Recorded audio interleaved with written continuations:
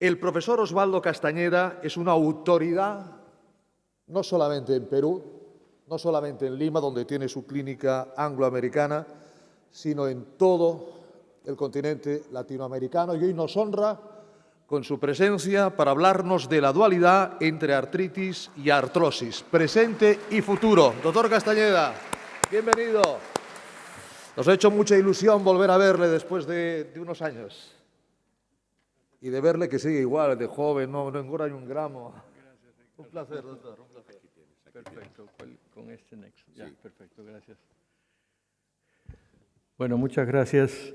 Buenas tardes con todos. Y quiero expresar mi alegría doble, porque tuve la gran alegría y satisfacción de participar en el año 2017 en el primer congreso de OAFI y conocer de cerca toda esa encomiable labor del doctor Vergés y de todas las personas que trabajan con él. Y me siento por eso muy complacido y muy honrado de poder volver a estar con ustedes y poner mi granito de arena en todo ese trabajo tan importante que hacen continuamente. Bien, como escuché en la mañana, ya lo comentaron también, la Fundación Española de Reumatología y los expertos ahí han advertido sobre el impacto que supone la artrosis. Más o menos la tercera parte, el 30% de las personas mayores de 40 años tienen artrosis. ¿Eso qué significa, por ejemplo, en España? Que hay más de 7 millones de personas con artrosis, que eso también ya lo comentó el doctor Vergés también. Y OAFI, en sus informaciones difundidas en el Internet, tiene esto que es bien importante. La artrosis ha crecido más de 70% en los 20 años y sigue en aumento. Y es lógico porque cada vez las poblaciones tienen más personas de mayor edad. Entonces, todo eso hace notar la gran importancia de toda esta labor, de toda esta encomiable acción de OAFI. Bien, perdón. Aquí les quiero mostrar algunas cosas para entender de lo que me voy a ocupar. Itis es un sufijo, o sea, la parte final de una palabra, que significa inflamación. Entonces, cuando decimos artritis, artros, que es articulación inflamada, una o varias.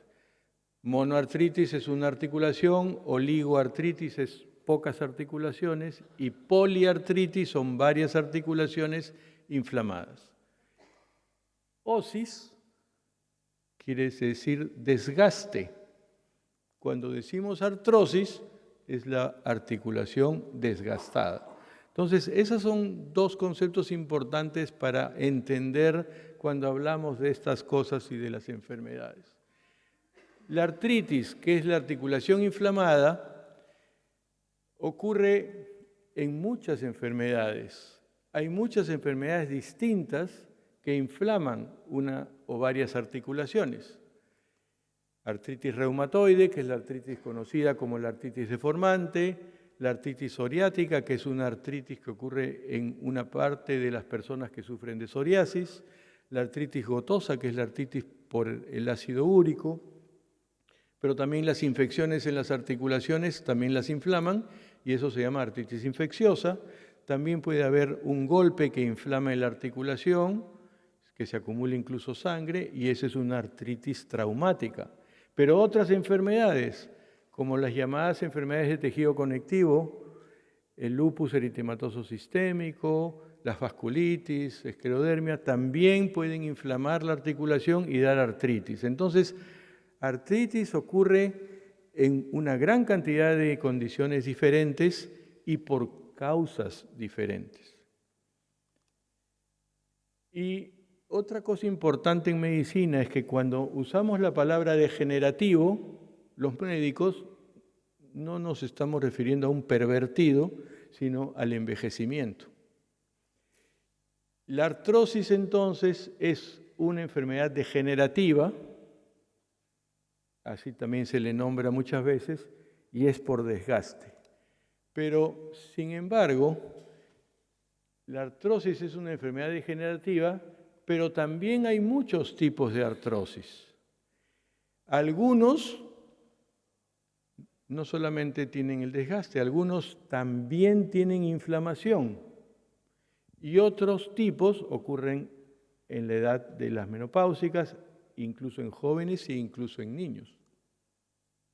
Y aquí les traigo a reflexión otra cosa, porque es bien importante entender de que artrosis no es una enfermedad. Artrosis es un conjunto de enfermedades distintas. Lo que tiene que ser bien entendido para entender que en los estudios no hay que meter a todos en el mismo costal. Hay que diferenciar qué tipo de artrosis tiene el paciente para no mezclar diferentes tipos y dar un solo tratamiento que no va entonces a ser efectivo en todos, sino solamente en aquellos que tienen el tipo de artrosis que va a responder a ese tratamiento. Y ese es el error de los ensayos clínicos desde siempre hasta ahora. Hasta ahora hay una carencia de entendimiento de que cuando yo quiero probar una medicina en artrosis, no puedo meter a todos los que tienen artrosis. Tengo que diferenciar si esa medicina es para la inflamación, si esa medicina es para regenerar, si esa medicina es para el desgaste, y entonces separar a los pacientes que tienen una u otra situación para que se beneficien de ese tratamiento y para lograr resultados más precisos. Y aquí hay otra forma con la que quiero insistir en que se tiene que entender que la artrosis no es una enfermedad. Existe una entidad que vemos los reumatólogos que se llama la osteoartritis erosiva. Esa es una entidad autoinmune, pero que da unas alteraciones de artrosis, pero que además destruye la articulación y se comporta también como una artritis reumatoide. Entonces, esta enfermedad está en el medio de un espectro entre un osteoartrosis por un extremo y artritis reumatoidea en el otro extremo. Incluso se producen alteraciones de desgaste de artrosis, incluso alteraciones interleuquina 1, que es una citoquina inflamatoria. Entonces, todas estas cosas son importantes porque es necesario, obviamente que los pacientes también, pero que los médicos, sobre todo especialistas, entendamos que no hay que decir artrosis, hay que diferenciar qué tipo de artrosis es la que estamos al frente. Por tanto, es preciso entender lo que les he estado diciendo. Artrosis no es una enfermedad, es un grupo de enfermedades distintas. Y también, y esto es importantísimo para mi concepto, hay que entender que el médico no puede estar cruzado de brazos siendo un espectador frente a una enfermedad, ni estar nunca detrás de la enfermedad. La enfermedad, cuando viene, es una agresión que va a ser un daño y va a continuar dañando cada vez más.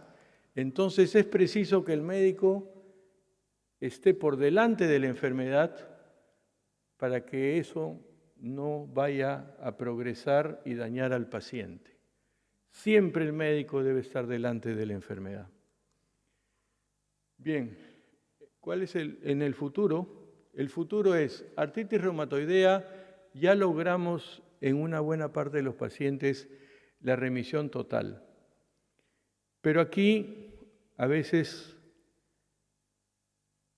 uno se contenta con la remisión de las manifestaciones, pero la remisión total de verdad es cuando las manifestaciones desaparecieron y el paciente está bien, pero cuando sus marcadores de laboratorio también están normales. El paciente puede estar bien, pero si sus marcadores de laboratorio están evidenciando que hay inflamación, estamos apagando el fuego, pero no las brasas. Cuando uno apaga el fuego y no las brasas quedan y con cualquier airecito se vuelven a encender y dañan. Así es la inflamación. La inflamación hay que controlarla completamente, tanto en cómo se siente el paciente como en sus pruebas de laboratorio que muestren que está todo correcto. Entonces, esa es la verdadera remisión total. Pero estamos caminando hacia la curación de las enfermedades autoinmunes. Y aquí hay que hacer el hincapié de que aquí hay una cosa muy interesante que está relacionado con el poder corregir la microbiota. La microbiota es, al final de todo, la alteración que desencadena la reacción inadecuada del sistema inmune. ¿Y por qué así rápidamente? Porque nacemos 100% humanos, pero cuando salimos del vientre materno, nos llenamos de microbios, no solamente en la piel, en las vías respiratorias, en la vía digestiva, etc. Y pasamos a ser individuos en que tenemos 10 microbios por cada célula de nuestro cuerpo. Entonces, en realidad, una vez que nacemos, somos 90% microbios y 10% humanos, porque hay 10 microbios por cada célula de nuestro cuerpo. Pero si hablamos desde el punto de vista de genes, es peor, porque todos tenemos más de 100 grupos de microbios diferentes. Y cada grupo de microbios tienen un código genético. En cambio, nuestras células tienen todititas el mismo único código genético. Entonces, en nuestro cuerpo existen más de 100 códigos genéticos y uno solo que es el de nosotros. Por eso, cuando se desequilibra la microbiota y tenemos lo que se llama la disbiosis, eso afecta genéticamente la influencia sobre el sistema inmune y ahí es que aparecen las enfermedades. Entonces, la ilusión que tenemos es que toda la investigación que desde el año 2007 se va realizando con la microbiota nos lleve a conseguir dentro de pocos años la curación de todas estas enfermedades.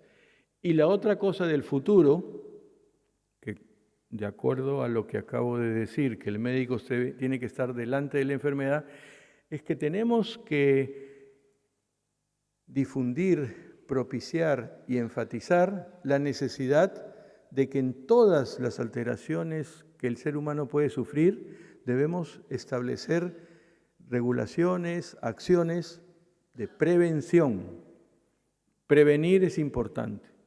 Y en la artrosis es igual. El futuro de la artrosis es conseguir también la remisión total, es decir, que el paciente que comienza con una artrosis se le resuelva completamente. Y para eso, obviamente, tenemos que echar mano de las acciones y de los productos que nos permiten regenerar. Otros que nos permitan curar, que incluso también está incluida la microbiota en la artrosis, y no olvidar que lo más importante es que lleguemos algún día en el mundo entero a que todas las acciones de salud sean preventivas para que los pacientes no desarrollen tantas enfermedades. Bien, ¿cuáles son las acciones fundamentales entonces? Y centrándonos en artrosis, prevenir, educar, el tratamiento temprano y contundente y regenerar. Prevención. Para prevenir hay que entender que existen factores de riesgo que predisponen a las personas a desarrollar una u otra cosa. Entonces, en artrosis, factores de riesgo, es necesario entenderlos, difundirlos, educar a la población para que se reduzcan la presencia de estos factores en las personas. La dieta es otra cosa importante que además también tiene relación con la microbiota. La actividad física, las vitaminas y los antioxidantes y obviamente la microbiota que ya hemos hablado. ¿Cuáles son los factores de riesgo en osteoartrosis? Primero, la genética. Y entiendo de que existe un examen de laboratorio que OAFI también lo propicia, donde se puede hacer el estudio de la genética de las personas para ver si tienen esta predisposición genética a artrosis. Y obviamente la edad y el peso, que ya lo han comentado, los defectos en, por ejemplo, el alineamiento de las extremidades. Si yo tengo un miembro inferior que está un poco torcido, se va a ir desgastando, por ejemplo, la articulación de la rodilla y eso me va a llevar a una artrosis tempranamente. El deporte también, porque el deporte excesivo es un condicionante también de que se puedan dañar las articulaciones. Y si no se usan cosas que ayuden a proteger las articulaciones, con mayor razón. Y las otras cosas son ya lesiones y enfermedades. Si yo tengo una lesión en un segmento del cuerpo, voy a tener obviamente ahí la posibilidad de desarrollar un desgaste de esa articulación. Y las enfermedades, por supuesto, que ya viene a ser el caso de lo que ya han comentado varias veces acá, que son las comorbilidades.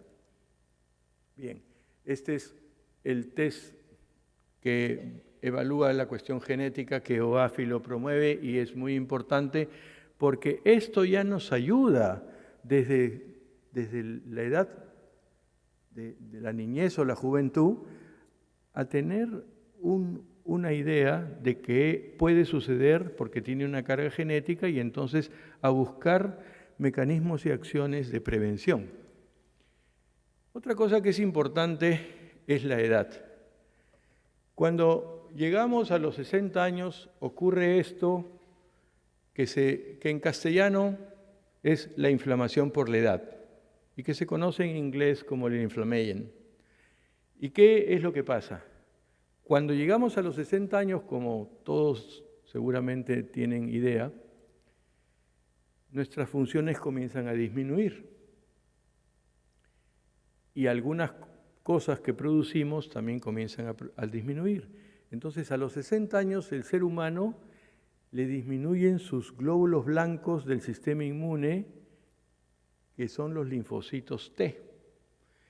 Y la naturaleza de la persona se da cuenta que están disminuyendo los linfocitos T, ¿y qué hace? Manda la orden para que se aumenten en sangre los niveles de las citoquinas inflamatorias, que son las sustancias que inflaman. Entonces, a los 60 años, debido a que se nos disminuyen el número de linfocitos T, que son unos glóbulos blancos del sistema inmune, tenemos todo el tiempo estas sustancias que inflaman, que son las citoquinas inflamatorias, y entonces a partir de los 60 años pasamos a un estado de una condición de inflamación permanente. Al vivir en inflamación permanente, estamos predispuestos a desarrollar un montón de problemas. Entonces, es necesario entender que desde los 60 años entramos a la inflamación por la edad. Pero la otra cosa importante es el sobrepeso. El sobrepeso, no importa la edad, pero sobre todo si la edad es mayor, es mucho más importante. Es una condición en donde se produce la liberación aumentada de lo que se llaman las adipoquinas inflamatorias, que son otras sustancias que inflaman, paralelas a las citoquinas, y entonces toda persona con sobrepeso vive en una condición también de inflamación permanente. Y esto, que lo sabemos de años, esto de acá es un trabajo donde revisa todo esto del año 2009, imagínense. Y se sorprendían que en el COVID el factor de riesgo más importante era más de 60 años y la obesidad. ¿De qué me voy a sorprender si el COVID es un virus que me desarrolla una inflamación autoinmune y es echarle más leña al fuego si yo tengo 60 años o si tengo obesidad, porque ya estaba inflamado? Me inflamo más, obviamente tenía que ser un factor de riesgo. Entonces, estas cosas son importantes como factores de riesgo. Otra cosa importante con relación a el ayudar a prevenir la artrosis es la dieta. La dieta con productos que tengan sustancias que ayuden a mejorar el estado saludable de la persona, que hay muchos, uno de ellos el aceite de oliva, tan delicioso que es en España, y que tiene acciones antiinflamatorias, el aceite de oliva. Hay estudios científicos que muestran, por ejemplo, que el aceite de oliva tiene una acción antiinflamatoria igual a la del ibuprofeno. Entonces, esas cosas son importantes. Y obviamente algunas otras cosas como la cúrcuma, que ahora se está usando para muchas cosas, porque tiene varias acciones, pero sobre todo estas acciones que nos permiten mejorar el estado saludable de las estructuras del cuerpo humano. La actividad física es otra cosa importante, pero la actividad física, como ustedes sabrán, los futbolistas, muchos de ellos a los 30 años ya tienen artrosis de la rodilla. Bueno, yo ya voy a tener 72, pero a los 40, desde niño jugué fútbol, jugué vóley y básquet, a los 40 ya tenía artrosis de las rodillas. Entonces, es importante entender que el deporte también predispone a estas cosas y entonces la actividad física más recomendada es aquella en donde las articulaciones no soportan peso, que es todo lo que hacemos en el agua. O sea, no solamente la natación, sino ejercicios, caminar encima. Eso es importantísimo porque nuestras articulaciones en el agua no soportan peso y entonces se quita una cosa que influye sobre el desgaste de las articulaciones y las mantiene en una situación saludable. Eso es importantísimo. Y la otra cosa son las vitaminas y los antioxidantes. Las vitaminas son muy importantes y sobre todo la vitamina D y los antioxidantes, y por eso es tan saludable el tomar vino todos los días. Lo recomendado es 3 onzas diarias. Para todos aquellos que hemos preparado biberones o a las mamás, saben que cada onza son 30 centímetros.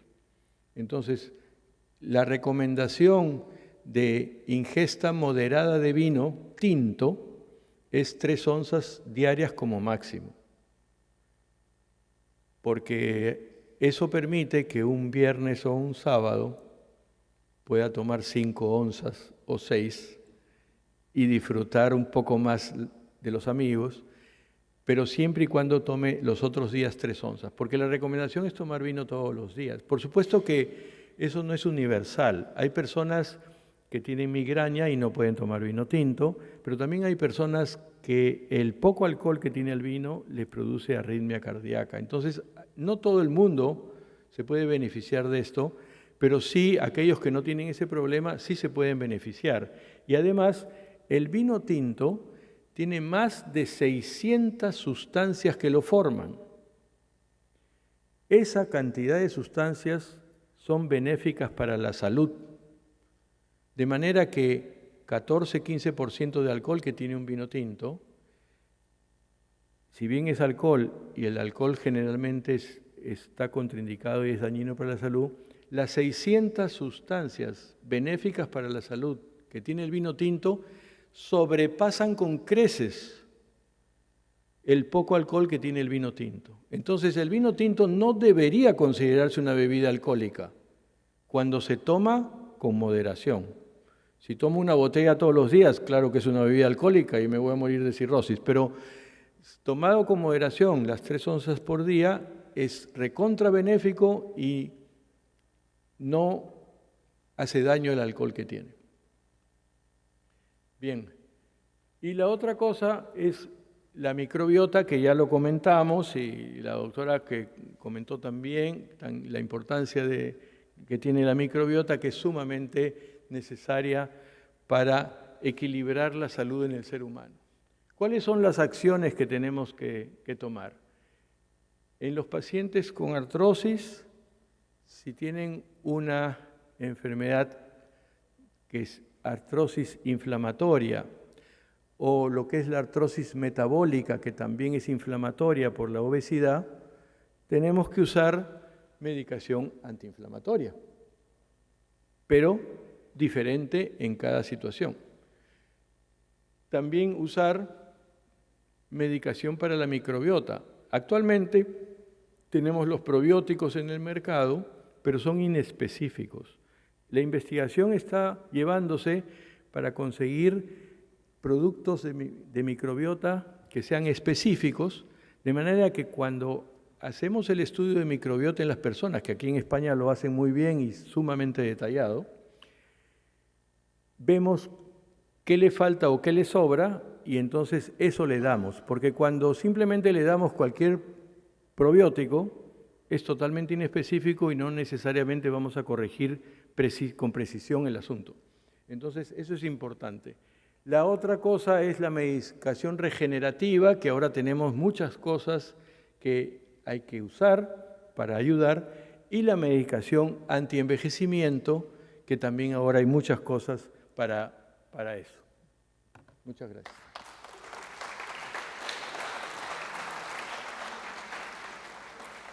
Muchísimas gracias, doctor Castañeda. Bueno, mañana en lugar de un vaso de agua me traeré una copita de vino aquí al programa, al Congreso. ¿Alguna pregunta para el doctor Castañeda? Artrosis. ¿Carmen? Aquí le acercamos el micrófono. Bueno, ya viene Monse, nuestra deportista. Adelante, Carmen. Bueno, muchas gracias por su exposición, ha sido muy educativa. Yo le quería decir, al principio yo tengo osteoporosis y antes nos decían que no podíamos tener artrosis. El doctor Vergés ha demostrado que además de osteoporosis podemos tener artrosis. Entonces yo le pregunto, ¿cómo voy a tratar ambas cosas si con la artrosis hay una medicación más simple, la osteoporosis es degenerativa, como usted bien sabe? Entonces, ¿qué podemos hacer los pacientes que tenemos ambas enfermedades o ambas patologías? Muy importante la pregunta porque, como les dije al principio, hay muchos tipos de artrosis y uno de esos tipos, ya les dije, el inflamatorio, el mecánico. Otro tipo de artrosis es la artrosis osteoporótica, porque hay una relación muy importante. Igual que también se olvidan que también hay relación de esas dos cosas con los músculos. Y con la edad se disminuyen los músculos y eso se llama sarcopenia. Entonces, cuando uno tiene artrosis, puede ser que tenga, como en el caso de la señora, una artrosis osteoporótica. Entonces hay que tratar la artrosis, hay que tratar la osteoporosis y hay que tratar la sarcopenia. Pero además, lo de la vitamina D es importantísimo. La vitamina D tiene un montón de funciones. La vitamina D aumenta el número de fibras musculares y aumenta el grosor de las fibras musculares. La vitamina D produce sustancias antiinflamatorias, o sea, citoquinas contra la inflamación, sí, y reduce las citoquinas, o sea, las sustancias que inflaman. Entonces, la vitamina D juega un rol esencial y es importantísimo. Más aún, la vitamina D produce dos sustancias antivirales, se llaman catalicidinas y defensinas, que bloquean y destruyen a los virus con envoltura. ¿Y por qué es importante? Porque cerca de la mitad de la población, en casi todos los países del mundo, tiene deficiencia o insuficiencia de vitamina D.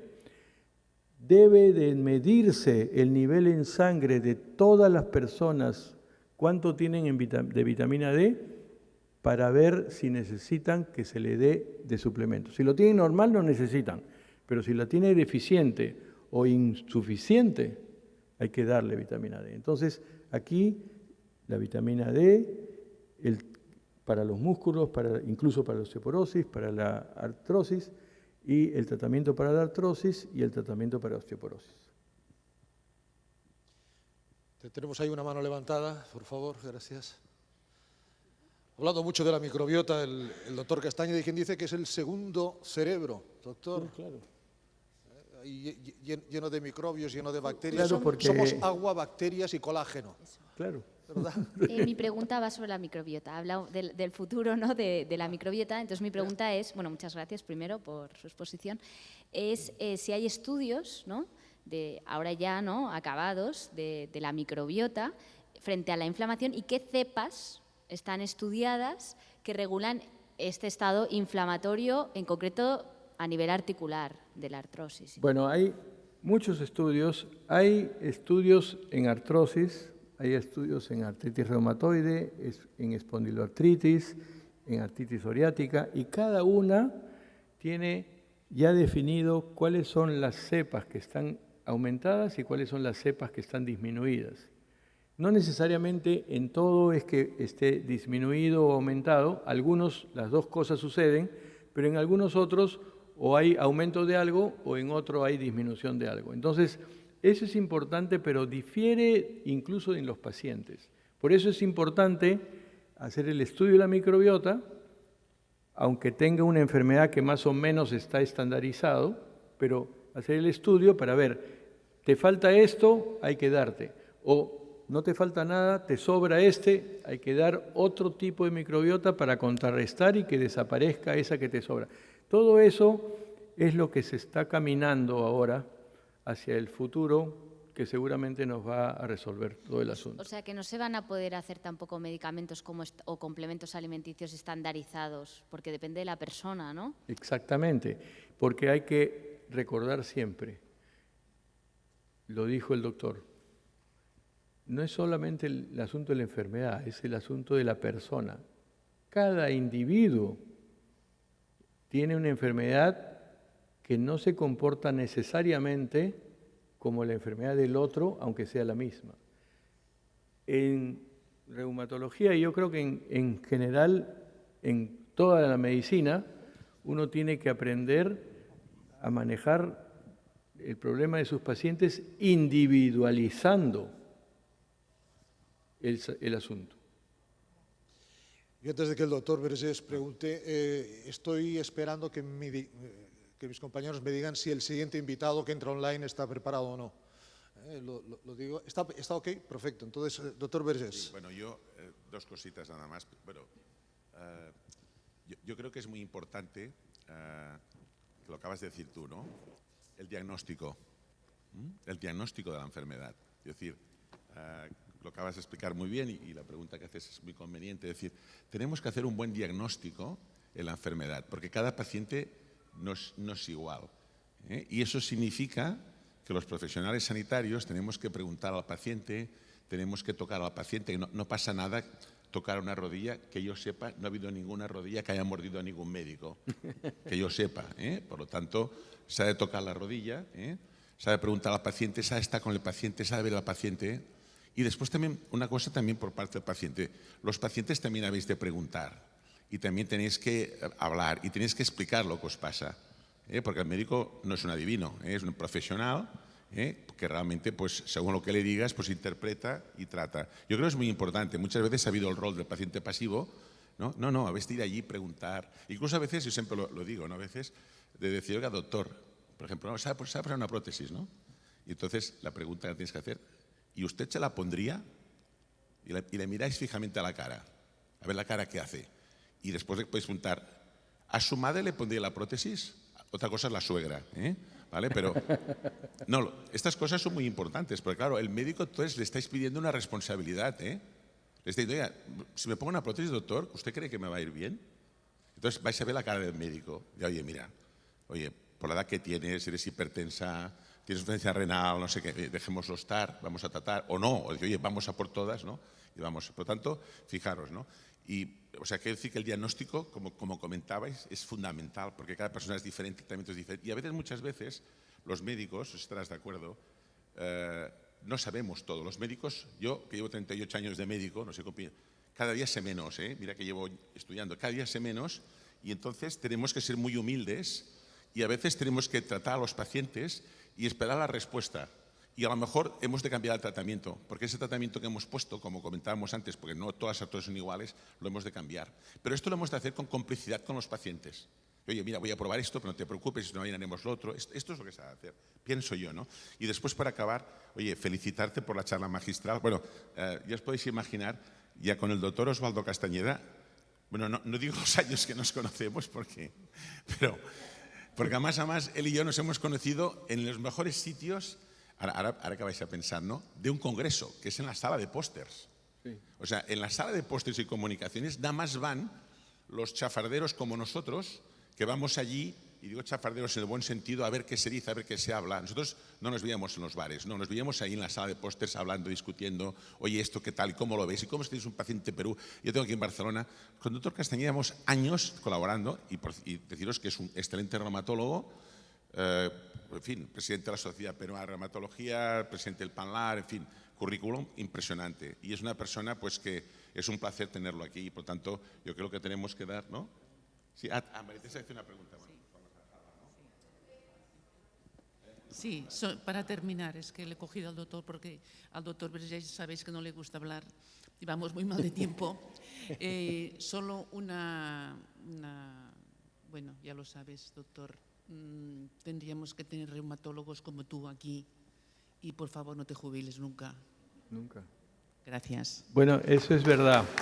Y para terminar, antes de la siguiente pregunta, ya me han preguntado muchas veces y he dicho, yo voy a dejar de atender pacientes el día que me muera.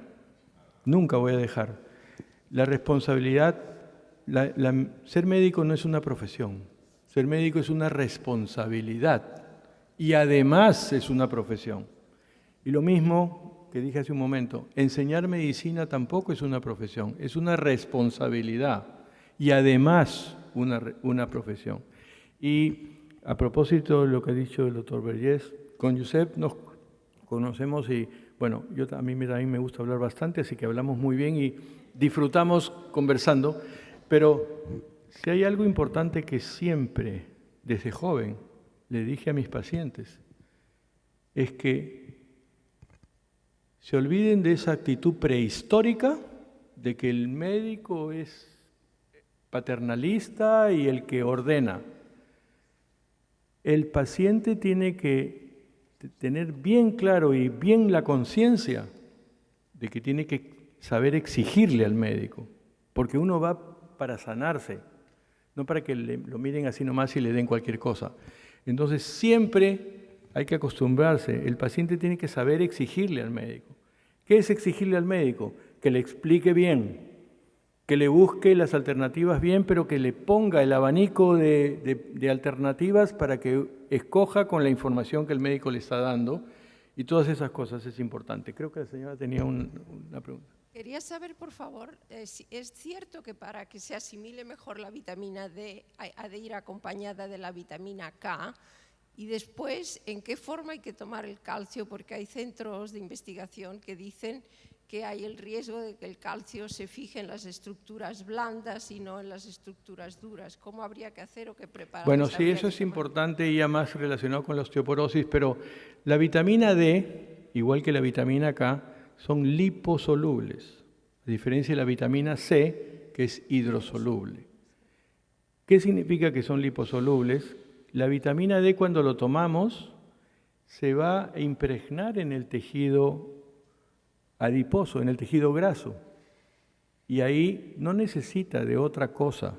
Está ahí y se va liberando conforme la vamos a necesitar.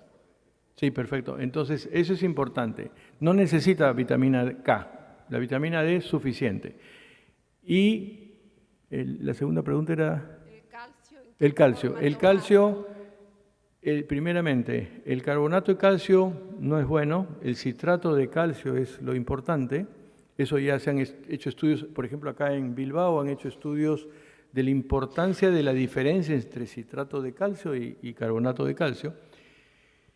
Y dependiendo de la persona, de sus niveles de calcio y de su dieta, puede ser necesario que tome todos los días, pero la mayoría que tome 2 o 3 veces por semana nada más. Y el calcio es un mineral, no es una vitamina.